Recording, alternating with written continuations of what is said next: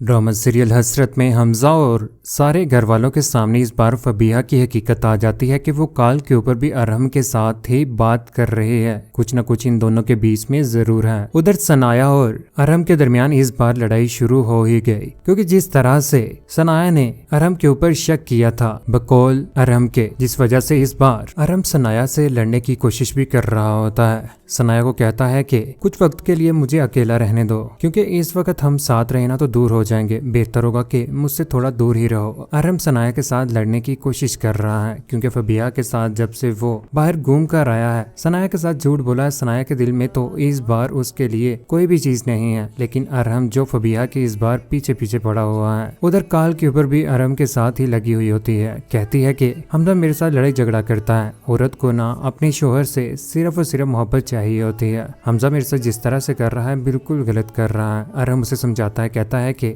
देखो फबीहा, अपनी जिंदगी के साथ ज्यादती करने का हक किसी को भी नहीं है, अभी भी वक्त है, इनकार कर दो इस रिश्ते से। उसके साथ खुली बातें कर रहा है, हमजा को लेकर भी ये कह रहा होता है। उधर अरहम की माँ ने इस बार फबीहा को प्रपोज कर दिया और कहा होता है कि जितनी जल्दी हो सके मेरे बेटे के साथ शादी कर लो, क्योंकि सनाया जिस तरह से मेरे बेटे के साथ कर रही है और मेरे साथ भी, मुझे तो ऐसा लगता है कि मुझे मार ही डालेगी। उधर काल के ऊपर तो वो बिजी है ही, लेकिन इस बार उधर हमजा बार बार उसे कॉल कर रहा है। वेटिंग के ऊपर नंबर जा रहा है, लेकिन उसकी कॉल बिल्कुल भी अटेंड नहीं कर रही। अरहम के साथ मोहब्बत भरी बातें कर रही होती है, लेकिन इस बार हमजा भी पहुंच जाता है। डोर ना करता है आगे, हमजा होता उसका हाथ पकड़कर अंदर लेकर आता है, जहाँ पर उसकी माँ और उसकी बहन भी पहुंच जाती हैं। फरीन कहती है कि क्या कर रहे हो हमजा, क्यों जुल्म कर रहे हो इसके ऊपर, क्या करूँ अभी, 1.5 घंटे से इसका नंबर बिजी जा रहा है, मुझे बताओ किसके साथ बिजी थी। यहाँ पर फबीहा कहती है कि तुम्हें मसला क्या है, मेरा फोन है, मेरी मर्जी, मेरी जिंदगी है। उसकी माँ को भी इस बार पता चल जाता है। फरीन को कहती है कि जाओ जल्दी से इसका फोन लेकर आओ। फोन जैसे उसका लेकर आया जाता है तो यहाँ पर हमजा उसका फोन चेक करना शुरू कर देता है, जहाँ पर उसे नजर आता है कि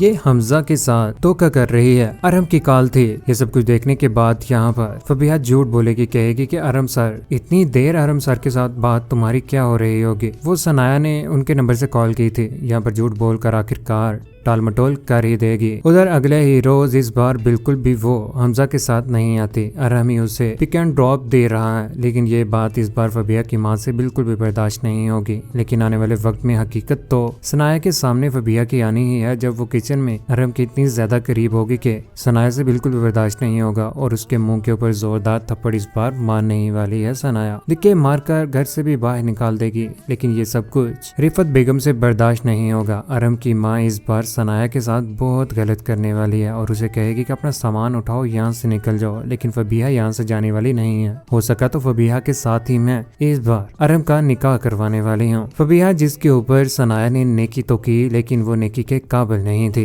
इंसान नेकी भी नस्ल देखकर करे, जिस तरह की नस्ल इसकी है। धोखा तो उसने देना ही था, शुरू से लेकर आज तक धोखा ही देती आई थी। लोगों से पैसे खाना और अमीर लोगों को देखकर उनको फंसा लेना, यही है फबीहा का काम। क्या होना चाहिए फबीहा का अंजाम, क्योंकि निकाह के बाद भी वो बच्चों के साथ जुल्म कर रही है। बच्चे भी घर छोड़कर चले ही जाएंगे, जिसके बाद अरहम सनाया की जिंदगी तो तबाह हो ही जाएगी। फबीहा की जिंदगी का क्या है, 2 टके की सोच रखने वाली औरत है, दूसरों की जिंदगी तबाह करने की भरपूर कोशिश करती है। अपनी कीमती राय का इज़हार नीचे कमेंट सेक्शन में जरूर दीजिएगा। चैनल को सब्सक्राइब करने के बाद बेल का बटन जरूर दबाइएगा। अपना ख्याल रखिएगा, दुआ में याद रखिएगा। अल्लाह हाफिज।